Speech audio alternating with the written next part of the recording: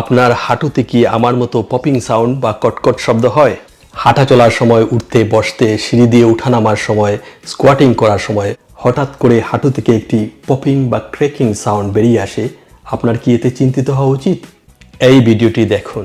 ভিডিওটি ভালো লাগলে এখানে একটি লাইক দিন, এটি চ্যানেলের বৃদ্ধিতে সহায়তা করবে, এজন্য আপনাকে অনেক ধন্যবাদ। এখনও করে না থাকলে চ্যানেলটি সাবস্ক্রাইব করে নিন। এই ভিডিওতে আমরা হাঁটু ব্যথা এবং হাঁটুতে শব্দ নিয়ে আলোচনা করব। 7টি কার্যকর এক্সারসাইজ শিখব যা আমাদের হাঁটু ব্যথা এবং হাঁটুতে শব্দ পরিবর্তন করতে সাহায্য করবে। চলুন তাহলে শুরু করা যাক। ব্যায়ামগুলো আমি শুয়ে, বসে, দাঁড়িয়ে বিভিন্ন অবস্থানে করে দেখাবো, যাতে যেই কেউ এই ব্যায়ামগুলো করতে পারে।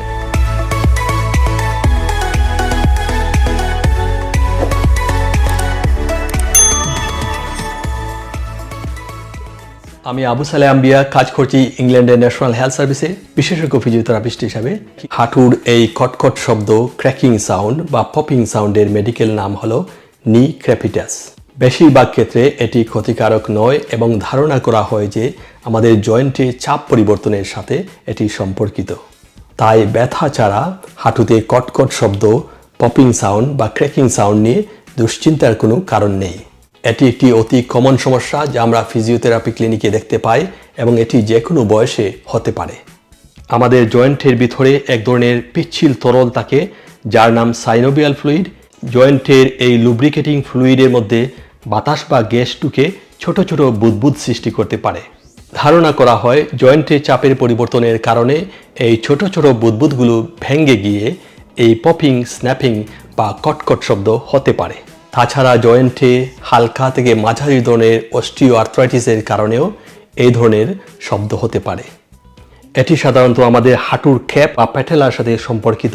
আমাদের হাঁটুর খ্যাপ বা প্যাটেলার পিছনে একটি জয়েন্ট থাকে যার নাম পাটেলোফিমোরাল জয়েন্ট। পাটেলোফিমোরাল জয়েন্টে আর্থ্রাইটিস বা ব্যথার কারণেও এই ধরনের স্ন্যাপিং, পপিং বা কটকট শব্দ হতে পারে।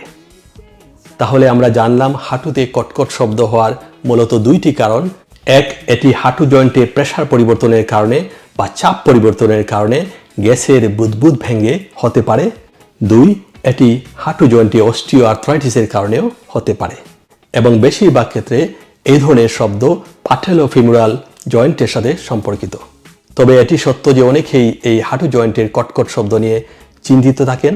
তারা ভাবেন তাদের হাঁটুতে কিছু একটা হয়েছে। আশার কথা হলো, গবেষণা বলছে 90% ক্ষেত্রে হাঁটু জয়েন্টের এই শব্দ হাঁটুর কোনো প্যাথোলজি বা রোগের সাথে সম্পর্কিত নয়। তাই ব্যথাবিহীন হাঁটুতে শব্দ নিয়ে ভয় পাওয়ার কোনো কারণ নেই।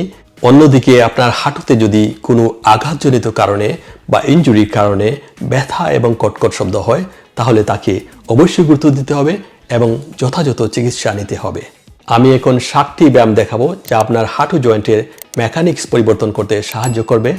সেই সাথে আপনার হাঁটু এবং হিপ জয়েন্টের চারপাশের মাসলগুলোকে শক্তিশালী করে আপনার হাঁটু ব্যথা এবং আওয়াজ পরিবর্তন করতে সাহায্য করবে। চলুন তাহলে শুরু করা যাক। 1 নম্বর ব্যায়াম হলো নি মোবিলাইজেশন। চেয়ারে বসে হাঁটুকে 90 ডিগ্রি কোণে রেখে এভাবে হাত দিয়ে হাঁটুর উপরের অংশে ধরে রাখুন। প্রথমে আপনার পা যতটা সম্ভব ভিতরের দিকে ঘুরিয়ে নিন। এইবার পাকে ধীরে ধীরে উপরের দিকে এনে হাঁটুকে সোজা করুন। কয়েক সেকেন্ড ধরে রেখে পাকে আবার আগের অবস্থানে নিয়ে যান। পাকে বাইরের দিকে ঘুরিয়ে নিন এবং হাঁটুকে ধীরে ধীরে সোজা করুন। কয়েক সেকেন্ড ধরে রেখে রিল্যাক্স করুন। উভয় দিকে এই ব্যায়ামটি আপনি 10 থেকে 15 বার রিপিট করুন। এই ব্যায়ামটি জয়েন্টের মেকানিজম পরিবর্তন করে হাঁটুতে শব্দ কমাতে সাহায্য করে।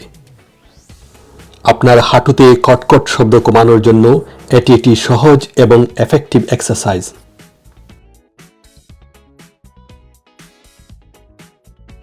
2 নম্বর ব্যায়াম হচ্ছে কোয়াড স্ট্রেচ। আমাদের উরুর সামনের পেশি কোয়াড্রাইসেপস স্ট্রেচিং। এটি বিভিন্ন অবস্থানে করতে পারেন। আমি পাশের দিকে শুয়ে ব্যায়ামটি করছি। পাশে শুয়ে আমার উপরের পায়ে স্ট্রেচিংটি করতে যাচ্ছি। আপনার হাত দিয়ে গোড়ালিতে ধরে এভাবে পিছনের দিকে টানুন। আপনি উরুর সামনের দিকে হিপ থেকে হাঁটু পর্যন্ত একটি স্ট্রেচ অনুভব করবেন। এই স্ট্রেচিং প্যাটেলার জয়েন্টে চাপ কমাতে সাহায্য করে। স্ট্রেচিংটি আপনি 15 থেকে 20 সেকেন্ড ধরে রেখে 2 থেকে 3 বার উভয় দিকে করুন। কোয়াড স্ট্রেচ আপনি এভাবেও করতে পারেন, যে পায়ে স্ট্রেচিং করবেন সে পাকে নিচে রেখে এই অবস্থানে যান। এখন আপনার সামনের হাঁটুতে ভর দিয়ে একটু সামনে এগিয়ে যান। এই অবস্থায় আপনি উরুর সামনের পেশিতে একটি স্ট্রেচ অনুভব করবেন। এই স্ট্রেচটি আপনি 15 থেকে 20 সেকেন্ড ধরে রাখুন। হাঁটুর নিচে একটি বালিশ বা কুশন রেখেও এই স্ট্রেচিংটি করতে পারেন, এতে করে আপনার হাঁটু প্রোটেক্টেড থাকবে। কোয়াড স্ট্রেচ অত্যন্ত কার্যকরী একটি ব্যায়াম, কারণ এই পেশি যদি টাইট থাকে তাহলে হাঁটুর বাটি বা প্যাটেলার উপর অতিরিক্ত চাপ পড়ে, যা হাঁটু ব্যথা এবং কটকট শব্দের কারণ হতে পারে। পরবর্তী 5টি ব্যায়াম হাঁটু এবং হিপ জয়েন্টের চারপাশের মাংসপেশিকে শক্তিশালী করার ব্যায়াম। ব্যায়ামগুলো আমি সহজ থেকে একটু অ্যাডভান্স লেভেলে করে দেখাচ্ছি। 3 নম্বর ব্যায়াম হচ্ছে স্ট্রেইট লেগ রেইজ। এটি অত্যন্ত সহজ একটি ব্যায়াম, যা আমি পিঠের উপর শুয়ে করে দেখাচ্ছি। উরুর সামনের পেশি কোয়াডসকে শক্তিশালী করার জন্য এটি একটি দুর্দান্ত ব্যায়াম। যে পায়ে ব্যায়ামটি করব সেই হাঁটুকে সোজা রেখে নিচের দিকে মাটিতে পুশ করব, যাতে উরুর পেশি টান টান থাকে। এখন পাকে সোজা উপরের দিকে তুলব এবং ধীরে ধীরে নিচে নামাবো। ব্যায়ামটি আপনি প্রথমে 10 থেকে 15 বার রিপিট করুন।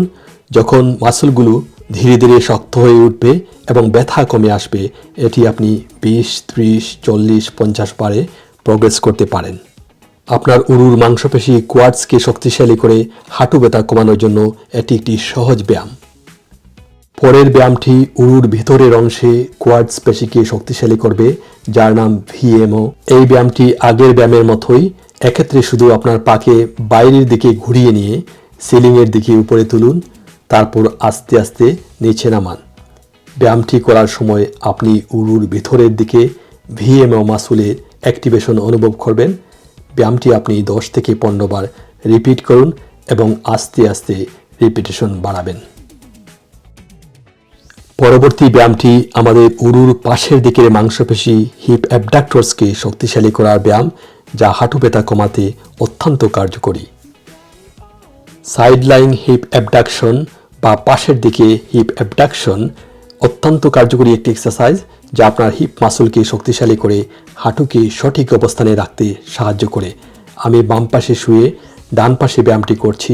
আপনার হিপ একটির উপরে আরেকটি থাকবে। খেয়াল রাখবেন আপনার হিপ যেন রোল না করে। উপরের পাকে সোজা রেখে আপনার গোড়ালিকে সিলিংয়ের দিকে উপরে তুলুন এবং নিচে নামান।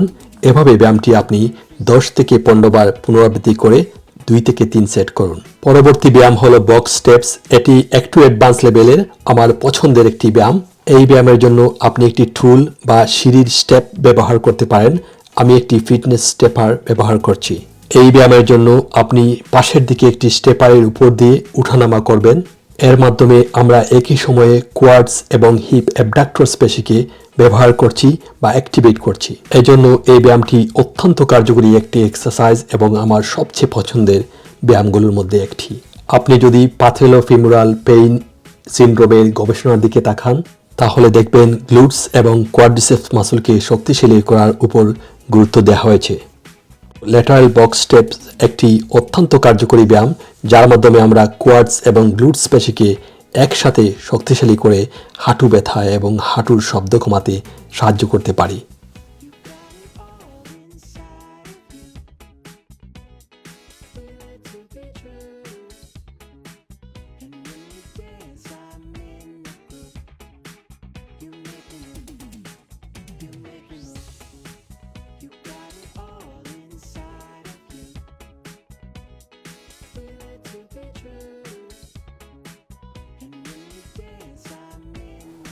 আপনার যদি স্টেপার না থাকে তাহলে আপনি সিঁড়িতেও এই ব্যায়ামটি করতে পারেন।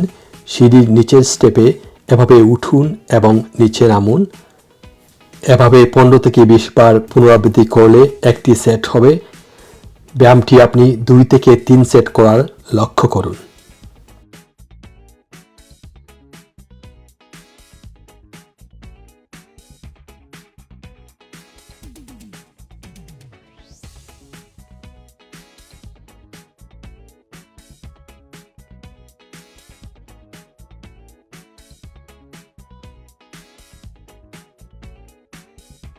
তারপর অন্যদিকে ঘুরে ব্যায়ামটি রিপিট করুন। আস্তে আস্তে আপনার মাসলগুলো যখন শক্ত হয়ে আসবে এবং ব্যথা কমে আসবে, আপনি 20, 30, 40, 50 বার পুনরাবৃত্তি করে ব্যায়ামটিকে প্রোগ্রেস করতে পারেন।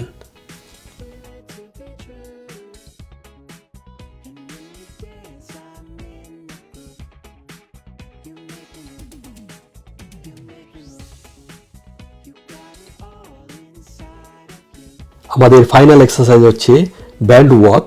এটি অত্যন্ত কার্যকর ব্যায়াম যা আমাদের কোয়াডস এবং গ্লুটস মাসলকে একসাথে শক্তিশালী করতে সাহায্য করে। এর জন্য প্রয়োজন হবে একটি রেজিস্ট্যান্স ব্যান্ড, যা আমি হাঁটুর উপরে এভাবে পরে নিব। এখন আমি কোয়ার্টার স্কোয়াটিং পজিশনে গিয়ে আমার গ্লুটস এবং কোয়াডস মাসলকে একসাথে অ্যাক্টিভেট করার চেষ্টা করব। আপনারা যারা ভিডিওটি দেখছেন তারা এত কিছু না ভেবে আমার পদক্ষেপগুলো ফলো করলেই চলবে।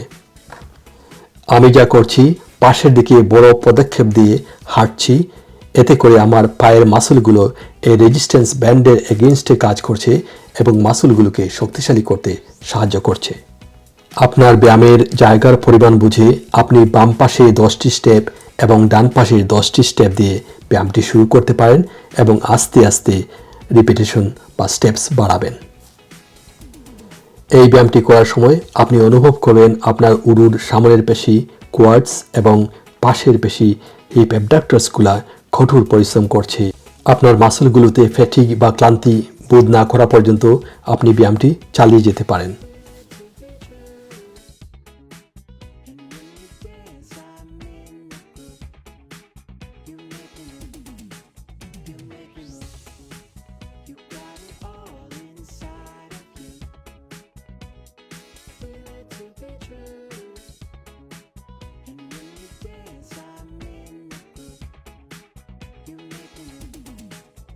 আমি আশা করি এই 7টি ব্যায়াম আপনার হাঁটু জয়েন্টের মেকানিক্স পরিবর্তন করবে এবং হাঁটুর চারপাশের মাসলকে শক্তিশালী করে আপনার হাঁটু ব্যথা এবং হাঁটুতে শব্দ পরিবর্তন করতে সাহায্য করবে। ভিডিওটি ভালো লাগলে মন্তব্য করে জানাবেন, কারণ আমি আপনাদের প্রতিটি মন্তব্য পড়তে ভালোবাসি, এবং আপনার বন্ধুদের সাথে ভিডিওটি শেয়ার করবেন। আমি আশা করছি এই ভিডিওটি আপনার উপকারে আসবে এবং আপনার হাঁটু ব্যথা ভালো হয়ে যাবে। চ্যানেলটি সাবস্ক্রাইব করে আমাদের সাথে থাকুন। অনেক ভালো এবং সুস্থ থাকুন। দেখা হবে নতুন ভিডিওতে শিগগিরই। ধন্যবাদ।